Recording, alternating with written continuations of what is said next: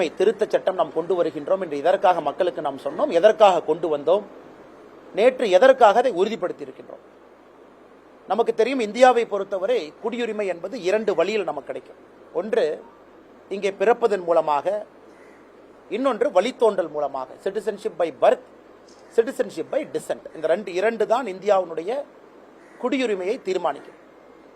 பிறப்பின் மூலமாக citizenship by birth, இது நமக்கு எப்ப அரசியலமைப்பு சட்டம் கான்ஸ்டிடியூஷன் ஆஃப் இந்தியா அமலுக்கு வந்ததோ 26 ஜனவரி 1950 1987 ஜூலை 1 வரை இந்தியாவிலே யார் பிறந்திருந்தாலும் கூட அவருக்கு நேரடியாக குடியுரிமை.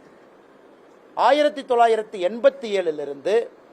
2003 வரை, 1987 2003 வரை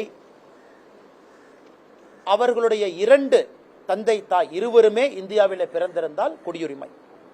2003 இப்ப வரைக்கும் தந்தை தாய் இருவரும் இந்தியாவிலே பிறந்திருக்க வேண்டும், அல்லது ஒருவர் இந்தியாவிலே பிறந்திருக்க வேண்டும், இன்னொருத்தர் இல்லீகல் மைக்ரண்ட், அதாவது சட்டவிரோதமாக இந்தியாவுக்குள்ள வந்திருக்கூடாது. எதற்காக இதை சொல்றாங்க? சிட்டிசன்ஷிப் பை பர்த்தே 3 முறை நம்ம சேஞ்ச் பண்ணிருக்கோம். 50 87 வரை ஒரு சிஸ்டம், 87 2003 வரை ஒரு சிஸ்டம், 2003 இப்போ ஒரு சிஸ்டம். வழித்தோன்றல் மூலமாக குடியுரிமை, சிட்டிசன்ஷிப் பை டிசென்ட், 26 ஜனவரி 1950 1992 டிசம்பர் 10 வரை ஒரு நடைமுறை. அதாவது தந்தை தாய் இருவருமே இந்தியாவில் பிறந்திருக்க வேண்டும், சிட்டிசன்ஷிப் பை டிசென்ட், வழித்தோன்றலுக்கு குடியுரிமை. 92க்கு பிறகு இப்ப வரைக்கும் ஒருவர் இந்தியாவில் பிறந்திருக்க வேண்டும். இது நிறைய பேருக்கு இது தேவைப்படாதுன்னா கூட நாங்கள் புரிந்து கொள்ள வேண்டும். இந்தியாவிலே குடியுரிமை என்பது கல்லிலே எழுதப்பட்ட விதி கிடையாது. It is not written in stone. அப்பப்ப நம்ம தேவைக்கேற்ப வேறு வேறு அரசியல் கட்சிகள் மக்களுக்கு வாக்குறுதிகளாக கொடுத்து அல்லது ஆட்சிக்கு வந்த பொழுது நம்முடைய குடியுரிமை சட்ட திட்டங்களை மாற்றி இருக்கின்றார்கள். 2005 ஒரு மேஜர் ஆக்ட் கொண்டு வந்தாங்க காங்கிரஸ் ஆட்சியில. அப்பவும் சிட்டிசன்ஷிப் அமெண்ட்மெண்ட் ஆக்ட் 2005, இன்னைக்கு 2019, அன்னைக்கு 2005 காங்கிரஸ் ஆட்சியில சொன்னாங்க, யாரெல்லாம் பாகிஸ்தான் பங்களாதேஷ்ல ஓவர்சீஸ் இந்தியன்ஸா இருக்காங்களோ உங்களுக்கு ஓசிஐ கார்டு கொடுக்க மாட்டோம், overseas citizens of India OCI card கிடையாது அப்படிங்கிற சட்டத்தை 2005 கொண்டு வந்தாங்க. நண்பர்கள் புரிந்து கொள்ள வேண்டும், இது ஏதோ ஒரு வரியில அரசியல் கட்சிகள் கொடுப்பது போல ஒரு வரியில கொடுக்கக்கூடிய அறிக்கை அல்ல. இதற்கு பெரிய காரணம் இருக்கு, பெரிய சரித்திரம் இருக்கு. இதையெல்லாம் கடந்து 2019 மறுபடியும் ஒரு முறை நம்முடைய குடியுரிமை திருத்த சட்டத்தை கொண்டு வந்திருக்கின்றோம். எதற்காக கொண்டு வந்திருக்கின்றோம்? இஸ்லாமிக் ரிபப்ளிக், அதாவது 3 நாடுகள், இந்தியாவுடைய பக்கத்து நாடுகள் ஆப்கானிஸ்தான், பாகிஸ்தான், பங்களாதேஷ், 3 நாடுகள் தங்களை இஸ்லாமிய ரிபப்ளிக் நாடுகளாக அறிவித்திருக்கின்றார்கள். அந்த 3 நாட்டில் இருக்கக்கூடிய ரிலீஜியஸ் மைனாரிட்டி, அங்க இஸ்லாமியர்கள் அதிகமாக இருக்கின்ற காரணத்தினால அங்க இருக்கக்கூடிய இந்துக்கள், கிறிஸ்தவர்கள், பாரசீகர்கள், பார்சி, சீக்கியர்கள், ஜெயின் கம்யூனிட்டி, அங்க இருக்கக்கூடிய புத்திஸ்ட் கம்யூனிட்டி, இவங்கெல்லாம் மைனாரிட்டி கம்யூனிட்டி. இவர்கள் அங்கிருந்து ரிலீஜியஸ் பெர்சிக்யூஷன், அதாவது மதத்தின் காரணமாக யாருக்கெல்லாம் அங்கே சில சலுகைகள் மறுக்கப்பட்டிருக்கிறதோ அவர்கள் எல்லாம் வேறு வேறு காலகட்டத்தில் நம்ம நாட்டுக்குள்ள வந்துட்டாங்க. நாட்டுக்குள்ள வந்து அங்கங்க அகதிகளை போல ரெஃப்யூஜி கேம்ப்ல வாழ்ந்து கொண்டிருக்கின்றார்கள். அவர்களுக்கு குடியுரிமை சட்டம் கொடுப்பதற்காக 2019 கொண்டு வந்தோம். என்ன சிஸ்டமுங்க?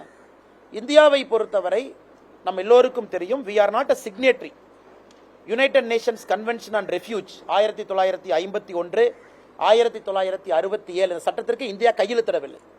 அப்ப இந்தியாவை பொறுத்த வரைக்கும் ரெஃப்யூஜி, மைக்ரண்ட், யாராவது ஒருத்தர் இந்தியாவுக்குள்ள தப்பிச்சு வந்திருக்காங்க அப்படின்னா அவர்களுக்கு ஐநா சபையினுடைய 1951 67 சட்டம் பொருந்தாது. நாம் ஃபாலோ பண்ற சட்டம் பாத்தீங்கன்னா பிரின்சிபல் ஆஃப் நான் ரீஃபைல்மெண்ட் அப்படிங்கிற ஒரு சட்டத்தை ஃபாலோ பண்றோம். அதாவது அவர்களை திருப்ப அனுப்ப மாட்டோம், நம்முடைய நாட்டில் இருப்பாங்க, அந்த நாட்டில் பிரச்சனை முடிந்த பிறகு அவர்கள் திரும்ப செல்ல வேண்டும். இதுதான் இந்தியாவுடைய பாலிசி. இப்ப வேறு ஒரு மேற்கத்திய நாடுகளோ ஐரோப்பிய நாடுகளோ போல அகதிகளாக வந்தாங்கன்னா அங்கே குடியுரிமை உடனடியாக கொடுப்பதற்கு சிறப்பு சட்டம் இல்லை. அதுவும் அகதிகளாக வந்தவர்கள் இந்தியாவிலே குடியுரிமை பெற வேண்டும் என்றால் 14 ஆண்டுகள்ல 11 ஆண்டுகள் இந்தியாவிலே வசித்திருக்க வேண்டும். அகதிகளா இந்தியாக்குள்ள வந்துட்டாங்க, 14 வருஷம் மொத்தமா இருக்கிறாங்க, 11 வருஷம் இந்த மண்ணில் இருந்திருந்தா அவர்கள் இயற்கையாகவே அவர்களுக்கு குடியுரிமை கிடைக்கும், யாராக இருந்தாலும்.